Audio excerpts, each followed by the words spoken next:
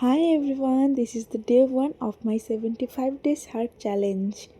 আমরা যখন সকালে হাঁটতে বেরিয়েছিলাম তখন এতটাও কুয়াশা ছিল না, কিন্তু দিন যত বাড়ছে ততই যেন কুয়াশা বেড়েই চলেছে।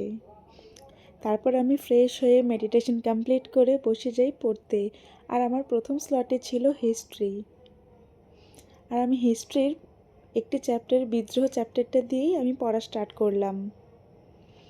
বাইরে ভীষণ পরিমাণে ঠান্ডা ছিল, তাই আমি চা খেয়ে আবার সেকেন্ড স্লট কমপ্লিট করতে বসি। আর আমার সেকেন্ড স্লটে ছিল কারেন্ট অ্যাফেয়ার্স এবং হিস্ট্রির কিছু প্রশ্ন।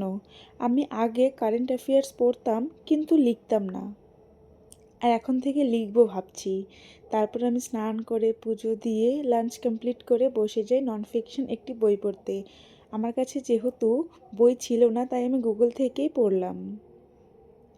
তারপর আমি রেস্ট নিয়ে আমার থার্ড স্লট কমপ্লিট করি এবং থার্ড স্লটে ছিল ম্যাথ।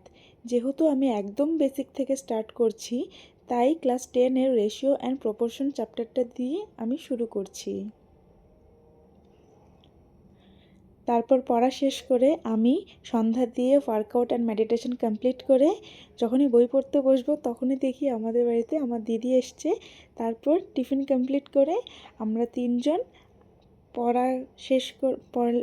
পড়া শেষ করে আজকের চ্যালেঞ্জ কমপ্লিট করলাম। আর এটা হচ্ছে আজকে আমার ফটো।